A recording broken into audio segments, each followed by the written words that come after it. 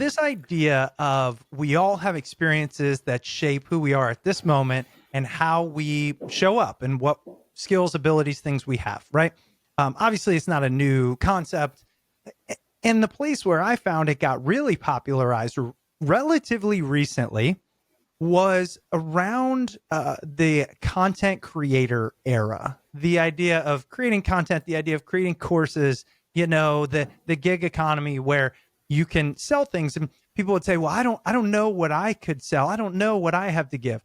And the common refrain was always, no one is just like you. You have lived a unique life and therefore you have things to share.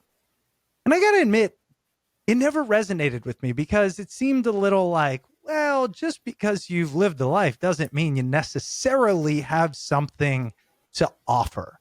And so how does this idea differ from really what I believe to be the kind of trite, quote of, oh, just be your unique self and you have plenty to offer type thing? Yeah, it's a great question. Here's another example for you. So I run a software company that does like business best practices. And it's called Praxi.com.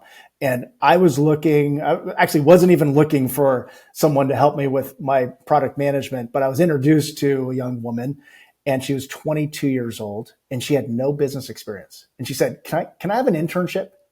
I'm like, you don't have any business experience. What have you done? Like, and she hadn't graduated college yet either. Wow. So, okay.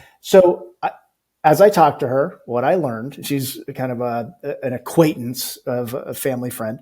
She moved when she was in middle school from the United States to Israel and had to go to, a foreign, school and learn Hebrew and work and learn a school and go to school in another language. She then went into the military and was in the military for 2 years. And she got to lead a battalion of about 20 people. Wow. And I asked her how she learned how to do that. And she said she had to figure it out. And then she had just returned from traveling in India for 6 months after being in the military alone. And I said, how was that? And she said, what an amazing adventure. But what I was able to glean through a conversation was she's really good navigating different cultures. She figures stuff out. She has confidence in herself to be a problem solver.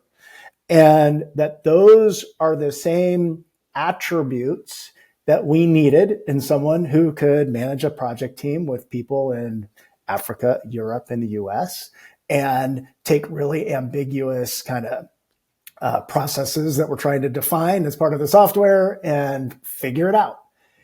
We brought her on as an intern, then eventually hired her full time, and she's a total all-star.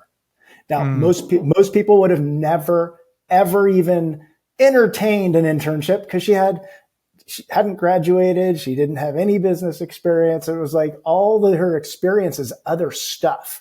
But the opportunity was to look at those other things and understand, how does she think? What are those abilities that she has in terms of, being able to pull people together and get them work in the same direction, and then recognize that the job that we had that existed could use those skill sets and abilities and ways of thinking. So that would be very just tangible, practical example of that. Yeah, it's a good point, right?